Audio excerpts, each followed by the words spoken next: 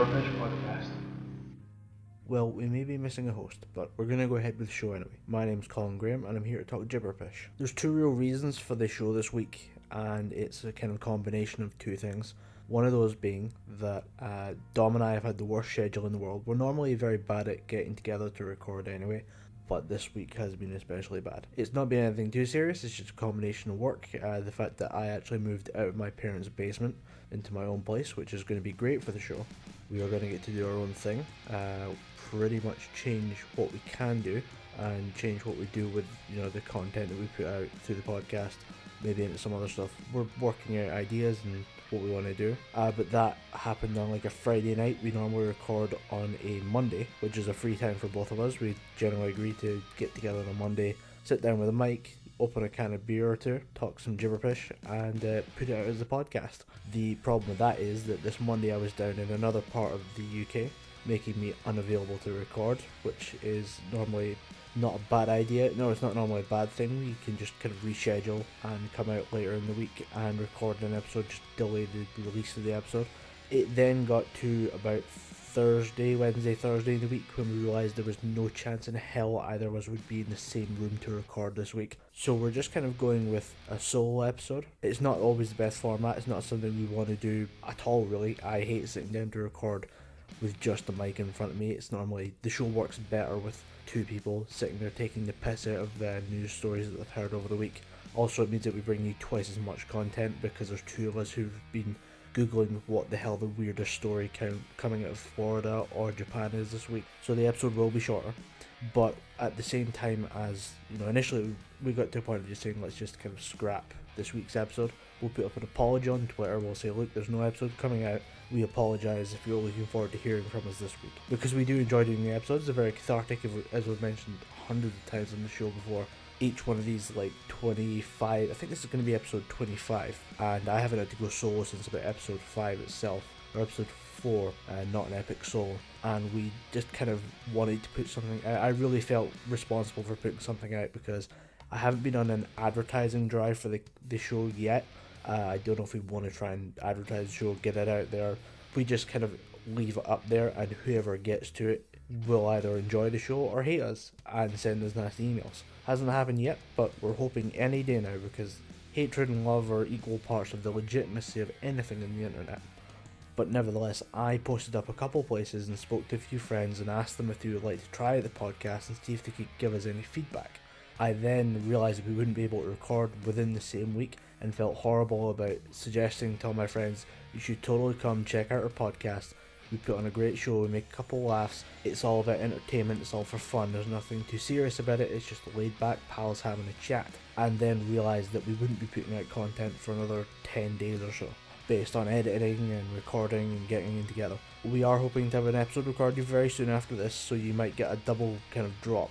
But we got to a certain point of about Thursday or Friday and realised that we had to set up a recording date. Couldn't do it due to commitments during the week and at the weekend, and we just kind of decided last minute, throw out a solo half an hour, just a quick discussion and a roundup of all the news that's kind of come across that we probably won't get to in the next show.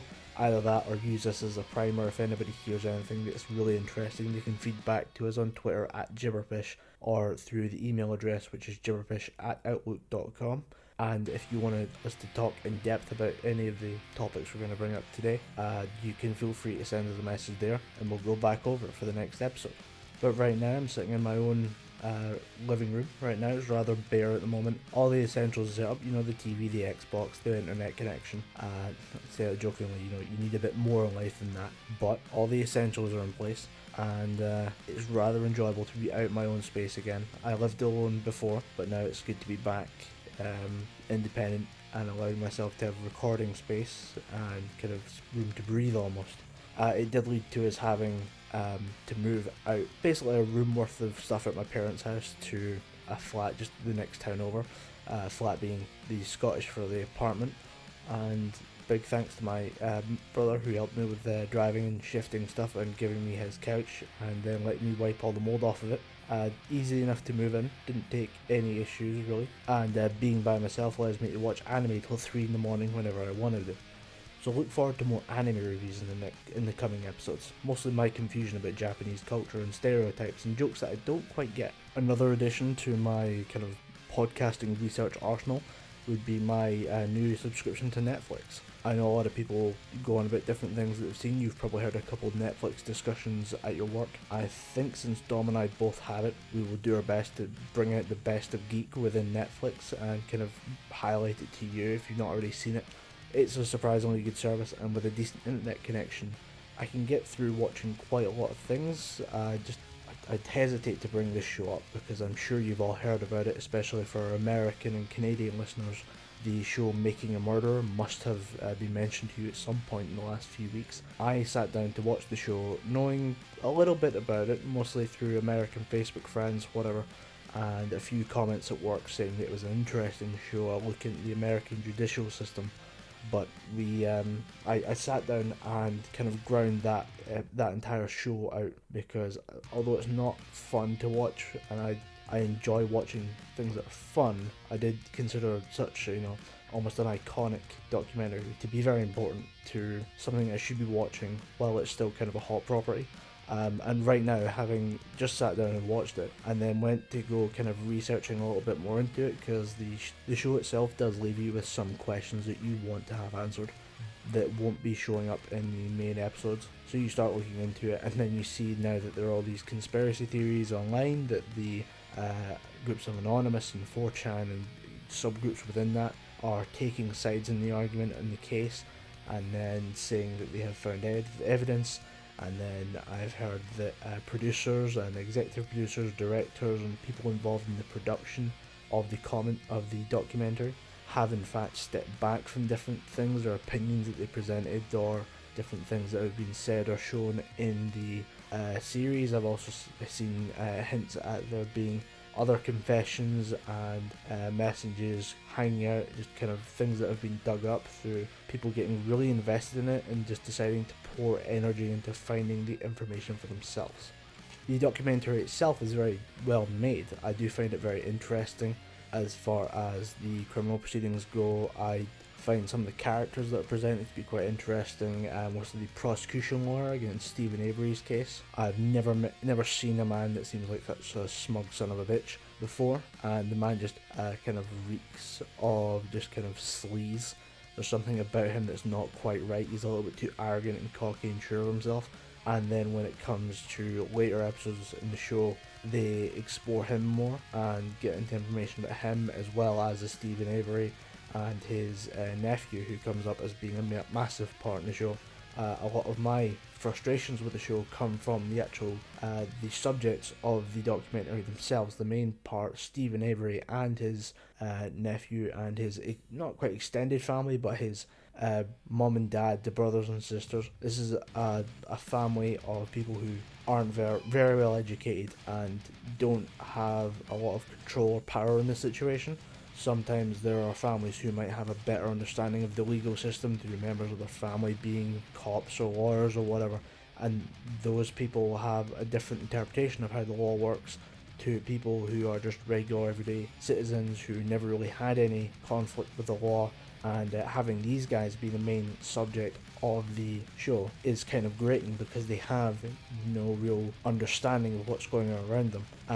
Highlighted at one point by a telephone conversation which comes into quite a lot of the show, is that it's recorded calls from the prison to members of the family. And the nephew says at one point, he's talking about statements that he's given before to the police. Although I can't quite agree with some of the situations this guy is placed in while he's making statements.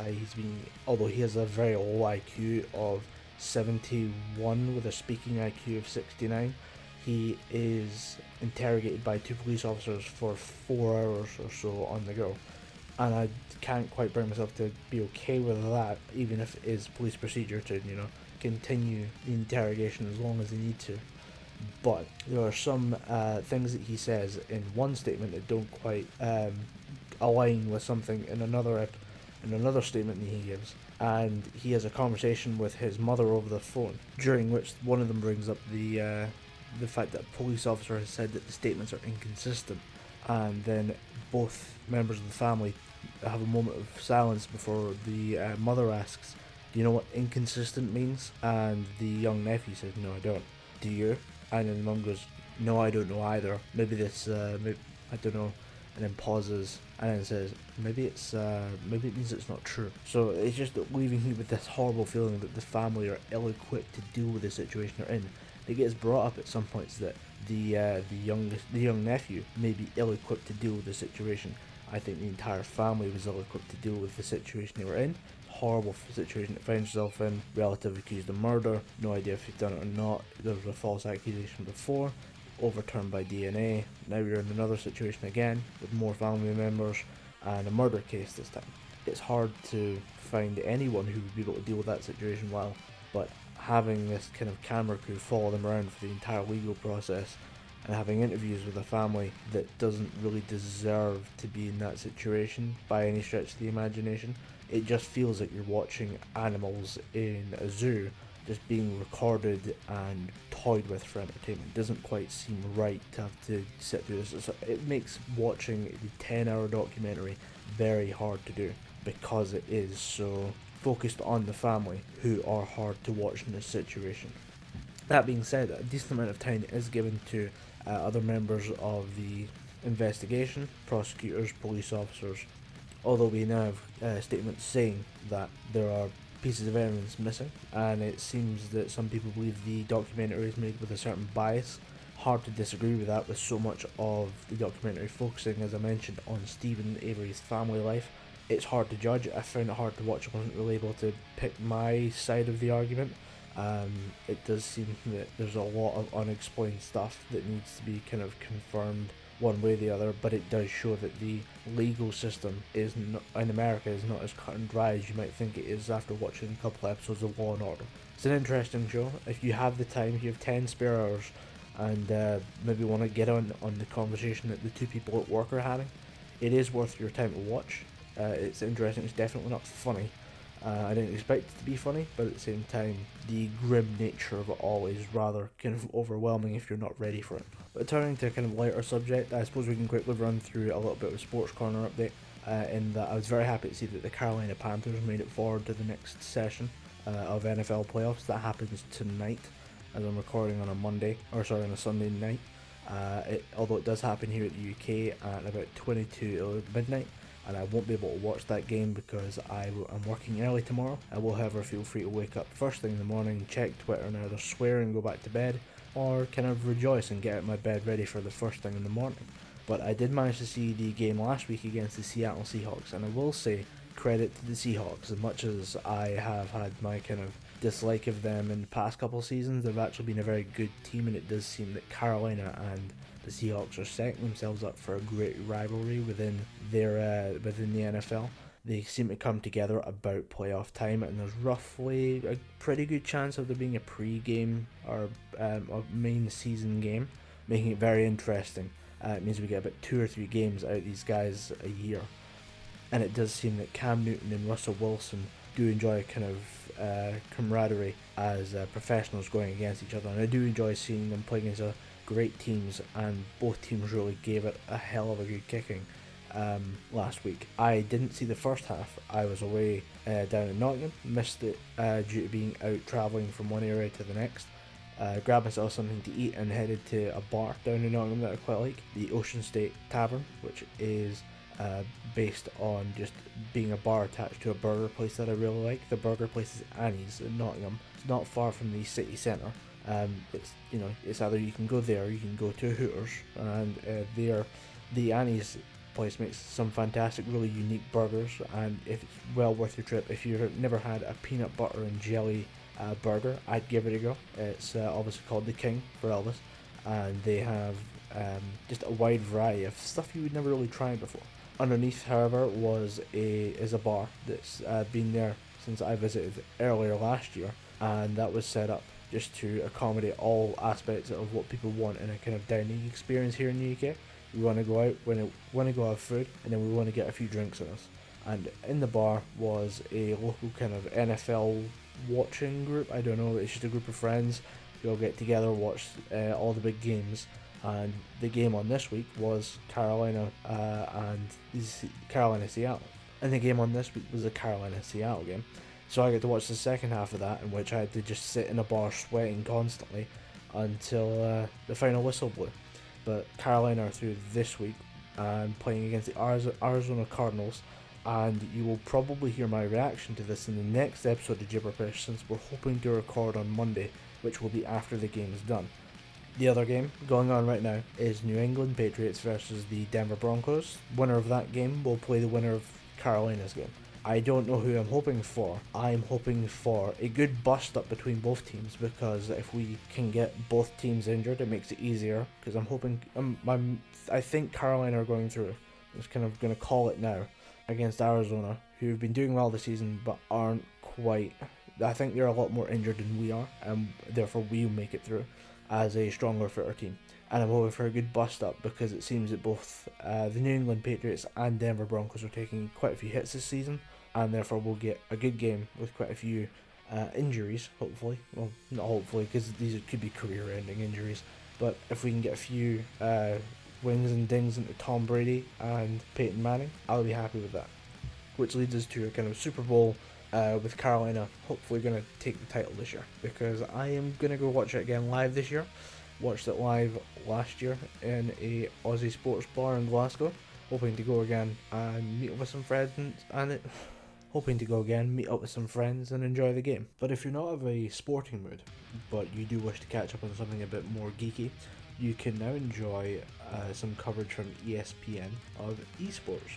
So your competitive video game play, who have finally agreed to just start covering out all the esports events, including Hearthstone, League of Legends, and I think they're also willing to cover Call of Duty games as well.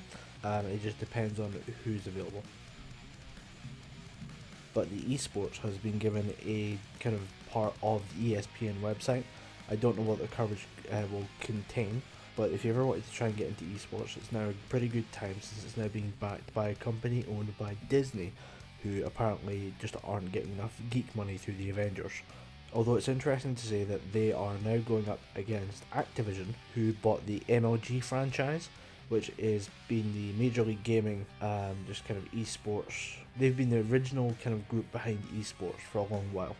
They're actually responsible kind of for the cultural phenomenon of MLG videos on YouTube, which are hilarious. It can either be, the legitimate ones are hilarious because they're so bad.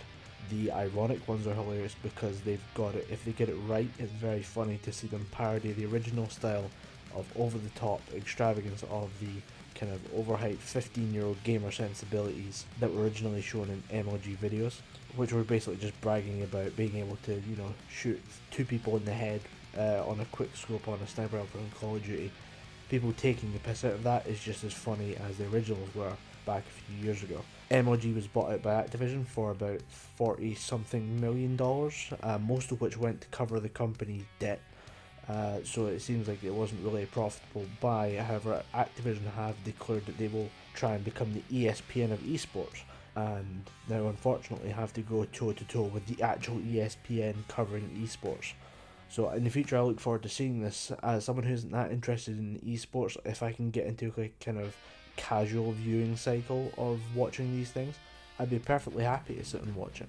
I suppose we can quickly jump into some more of the more kind of geek news. I don't know how many of our viewers use us solely for that purpose, but I feel like we'd be doing a disservice to you by not mentioning the developments that apparently Hideo Kojima is now out looking for new technology to help kind of inspire him to make his next game, either to give him something new to work with, or a new way of realising a vision he already has for his next game. It's just been reported that he's out talking to various companies about different things he wants to use. He's obviously an innovative guy. He maybe wants to just try and push out the boundaries of what we can do with gaming. So it's been reported that he's out and about looking for new things to do. Also in kind of gaming tech news, more has been revealed about Nintendo's new console, which has been kind of in the woodworks for a while. No one's really known much about it. There's been speculation and industry ideas, but no one's actually come out with hard facts. It seems that they are now going for roughly 900p 60 frames a second machine, and there's been a lot of misinterpretation about that, because the way Nintendo's new console is supposed to run, it might be running as a handheld device and the main console as well. So some people are unsure as to whether or not the figures released relate to the main console box or the independent handheld machine. So it depends what's available at the time, but at 900 pixels, it's actually going toe to toe with, not quite going toe to toe with some of the new tech out. It's far behind PC gaming, because the PC master race has and always will have the edge, apparently, so people tell me. And as filthy console plebeians are apparently dipping around the 900 pixels on an average screenshot. The 1080p clarity isn't quite there on some games, some people are noticing now, and saying that 900 pixels per frame isn't that bad compared to a current console. However, it's strange that the kind of this generation console for Nintendo is being launched almost 2 years after, or will be launching about 2.5, 3 years after its current counterparts in the Xbox One and PlayStation 4, and not technically achieving the same specifications as its competitors. The question really is why, and the best bet is that Nintendo will be able to provide the experience for cheaper, but also with Nintendo licenses. People who play Nintendo games really do enjoy Nintendo franchises like Zelda, like Mario. There are fans of the series who will just want to play the next iteration of games on the next console. There's also speculation about their idea of using sets of multiple NXs through like local area networks, or just kind of connected devices through the internet, to enhance the power of an NX machine, so that if someone has an offline kind of standby mode NX, that you can use your NX and some of the processing power of theirs to help you run games. And then once that person returns to the machine, turns it back on again, it becomes theirs again, and you return to your normal version. But it's all in speculation, so right now we're kind of waiting to see what happens. There are apparently a few opportunities for Nintendo to speak out about their new console in the coming weeks, so we'll just kind of be waiting to see what happens. I'm curious to see the idea of kind of cloud-based gaming and almost like a kind of supercomputer formed out of regular computers being done in the current gaming market. So it's kind of an interesting time to be a Nintendo fan. We look forward to hearing anything you have to say on that subject on the next episode. So before we go, we would kind of obviously like to pass on condolences about the death of Alan Rickman, which has been a horrifying kind of twist on a week that didn't need another one after the loss of David Bowie just immediately before we recorded the last episode. Obviously, a couple days later, we found out the death of yet another great English actor. Obviously, David Bowie more known for his music, but it's just a shame to see these guys go. I think this is a strange year of between Christopher Lee, then Lemmy from Motorhead, and then David Bowie and Alan Rickman. This just seems like we're already in a year where we're losing people, where we just want to see just one more project, just one more thing handed down to us as a kind of gift from these absolute legends of entertainment. So with that in mind, hopefully we'll be able to get the next episode out to you soon, and enjoy your time, and we will see you next. More than just myself will be here hopefully next time when we talk Gibberpish.